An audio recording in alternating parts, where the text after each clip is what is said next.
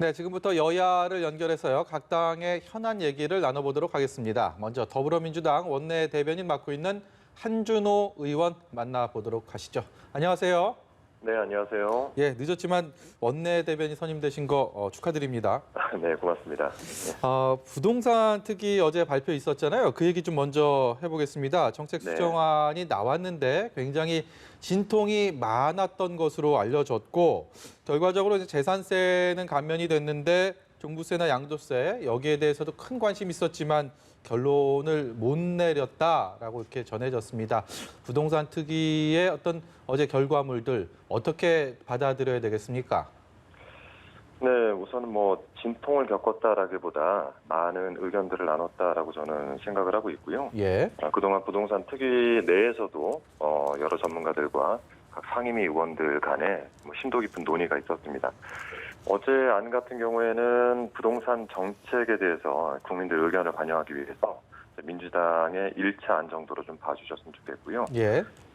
말씀 주신 것처럼 저희가 이제 공급, 금융, 세제 이렇게 세 분야로 나눠서 공급에서는 추가 대책이 있었고, 금융에서는 LTV 완화가 있었고, 말씀 주신 세제에서는 이제 양도세, 종부세에 대해서는 의총에서 논의를 한 결과 공청회를 통해서 좀 공론화를 하고 정부하고 전문가들의 협의를 거쳐서 현행 유지를 하거나 또는 특위안을 중심으로 해서 6월 안에 이제 대안을 만들자 이렇게 좀 결론을 낸 것이죠. 네. 이게 전반적으로 저희가 이제 대명제를 하고 있는 게 예. 부동산 투기 억제와 실수요자 보호 그리고 주거 안정을 통해서 이제 주거복지 실현을 위한 과정이라고 좀 봐주셨으면 좋겠고요. 부동산 투기 활동들이나 그 정책들이 그 연장선상에 있다 이렇게 좀 바라봐 주셨으면 좋겠습니다. 충분히 좀 수비를 하고 예. 합리적인 해법을 도출이 될 거라고 저는 믿고 있고요.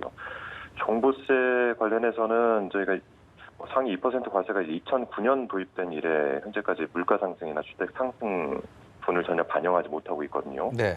이것 때문에 조세 형평에 대한 방안이라고 생각을 해서 이제 이 안이 나온 것 같은데 논의가 물론 이제 필요합니다. 다만 이제 1가구 1주택자 중에서 부동산 가격 상승으로 종부세를 납부하게 되는 경우에는 집값 상승에 이제 크게 영향을 미친 분들이 아니기 때문에 이런 분들에 대한 억울함을 일부 해소하고 또 매년 반복되는 공제금액 기준에 대해서 소모적인 논쟁을 예. 해소할 수 있을 것이다라는 기대감은 있습니다. 다만 조금 전 말씀드린 것처럼 양도세하고 종부세 부분은 저희가 6월 중에 대안을 마련하거나 또는 협의를 거쳐서 현행 유지를 하거나 아마 결정을 그때쯤 돼서 하고 또 1차 안에 포함해서 같이 말씀드릴 수 있을 것 같습니다. 네. 예.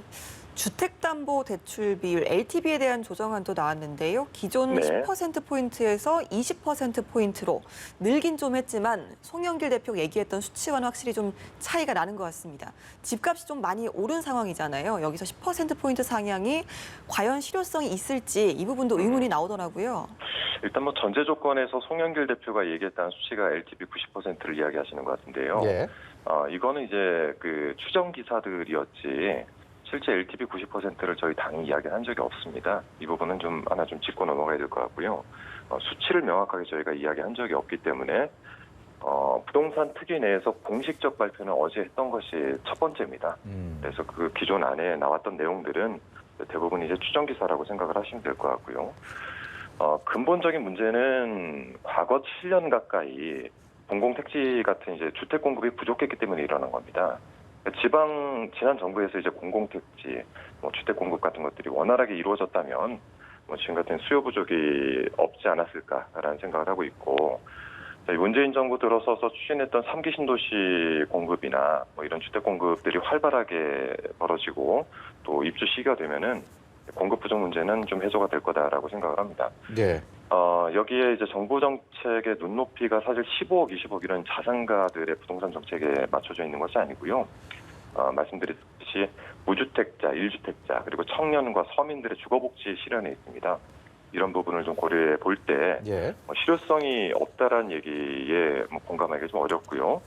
단순히 이제 청년이나 서민이 10억짜리 집을 사려고 한다는 가정을 가정을 해본 때는 이 정책에 대해서 그렇게 평가를 하면은 물론 이제 실효성이 있냐 이렇게 물어보실 수 있겠지만 네, 이런 서민들이나 청년들을 생각해 볼 때 과도한 가계부채 등을 고려해 볼 때 현실적인 내 집 마련 차원에서는 전에 비해서는 확실히 개선된 금융 지원 체계 아닐까라고 저는 평가를 하고 있습니다. 예. 그래서 한 말씀만 더 드려본다면은 저희가 집값 기준을 10억이 언제부터 저희가 기준을 그렇게 잡기 시작했는지 생각해 볼 때 실효성 문제는 굉장히 좀 근시안적 접근이 아닐까 생각을 하고요. 예. 정부가 발표한 부동산 정책과 또 그 대안들이 시장이 제대로 투영될 시점에서는 분명 현 정책의 평가가 좀 달라질 거라고 생각합니다. 예. 시간이 많이 남지 않아갔고요. 한 네네. 가지만 마지막으로 여쭤보겠습니다. 김호수 검찰총장 후보자 인사청문 보고서 채택에 여야 법사위에선 실패를 했습니다. 청와대에서 31일 월요일까지 다시 재송부해달라라고 요청이 온 네네. 상황인데 지금 분위기 네. 보면 여야가 법사위원들 간에 서로 막말에 대해서 사과해라라는 얘기를 하지 이 청문 보고서 채택에 대한 의지는 별로 없는 것 같습니다. 민주당 단독으로 가는 겁니까? 단독으로 가지 않습니다. 저희가 어쨌든 마지막까지 인사청문 경과 보고서를 채택하려고 노력을 할 거고요. 예. 또 이에 대해서 또 야당이 협조를 할 거라고 믿고 있습니다. 다만 이제 청와대가 임명하게끔 유도하는 부분에 있어서는 야당의 전술일 수 있지만 저희가 이제 인사청문 과정을 전체적으로 볼 때 불필요한 언어를 사용하면서 현 정부하고 엮고하는 것들이 국민 정서하고는 상당히 동떨어져 있다는 것들은 야당도 아마 잘 알고 있을 텐데요. 어쨌든 마지막까지 최대한 인사청문 경과 보고서를 함께 채택할 수 있도록 노력하겠습니다. 예. 여기까지 듣도록 하겠습니다. 고맙습니다. 네, 고맙습니다.